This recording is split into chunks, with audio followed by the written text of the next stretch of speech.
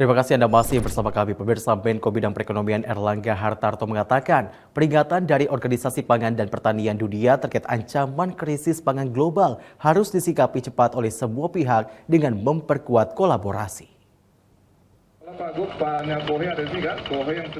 Peringatan Organisasi Pangan dan Pertanian Dunia, Food and Agriculture Organization, terkait krisis pangan global harus disikapi dengan cepat oleh semua pihak dengan memperkuat kolaborasi. Hal itu disampaikan ditekankan Menteri Koordinator Bidang Perekonomian Erlangga Hartarto saat menyampaikan sambutan Presiden pada pembukaan Penas Tani ke-16 secara virtual dari Jakarta baru-baru ini. Untuk memenuhi kebutuhan pangan nasional, menurut Erlangga, peningkatan produksi wajib dilakukan dengan mengedepankan pertanian cerdas. Selain itu, infrastruktur pendukung seperti bendungan juga telah disiapkan pemerintah sebagai penunjang sektor pertanian. Termasuk pada tahun ini menyediakan anggaran kredit usaha rakyat bagi sektor tersebut hingga 450 triliun rupiah.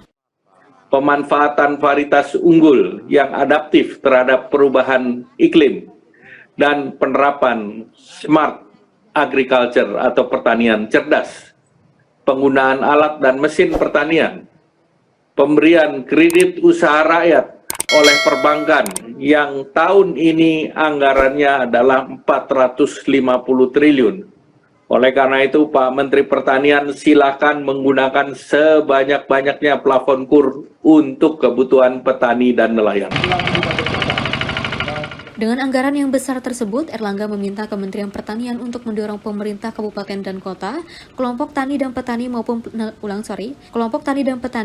nelayan untuk memanfaatkan kredit usaha rakyat, terutama dalam mendorong pemodalan petani, mengembangkan pertanian mereka ke pertanian cerdas, serta pertanian yang ramah lingkungan sehingga komoditas pertanian Indonesia bisa menjadi komoditas ekspor ke negara-negara lain.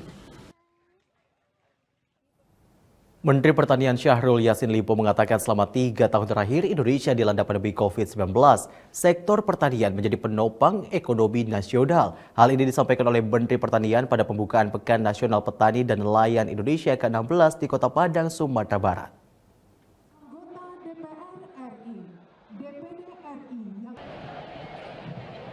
Menteri Pertanian Syahrul Yassin Limpo mengatakan pandemi COVID-19 yang melanda dunia termasuk Indonesia telah memperlihatkan kuatnya sektor pertanian tanah air dalam menopang perekonomian nasional selama 3 tahun terakhir. Hal itu disampaikan Menteri Pertanian pada pembukaan Penas Tani Nelayan ke-16 yang dipusatkan di lapangan udara Sultan Syahrir, Kota Padang, Sumatera Barat. Menteri Syahrul menyebut hal itu tidak terlepas dari peran para petani dan nelayan se-Indonesia serta pemerintah daerah dalam mendorong sektor pertaniannya. Bahkan, sambung Menteri Pertanian, berdasarkan data Badan Pusat Statistik, terjadi peningkatan nilai ekspor untuk sektor pertanian sebesar 6,79% dari 616,35 triliun rupiah pada 2021 menjadi 656,16 triliun rupiah di 2022. Ini data di depan kita. Ini bukan Mentan yang buat.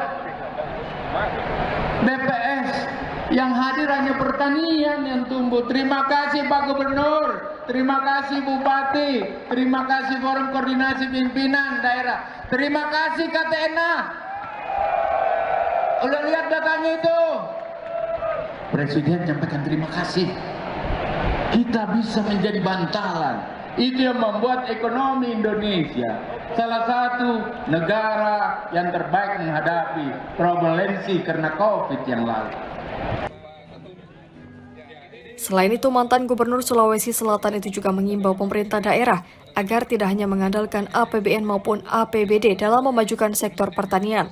Pemerintah daerah harus bisa menjalin kerjasama, terutama dengan Bank Himbara, untuk memajukan pertanian melalui mekanisme kredit usaha rakyat, di mana pada 2020 lalu, dana kredit usaha rakyat yang digunakan untuk sektor pertanian mencapai 55 triliun rupiah dan hanya 0,03% pembayaran yang macet, yang artinya petani Indonesia bisa dipercaya menggunakan dana perbankan.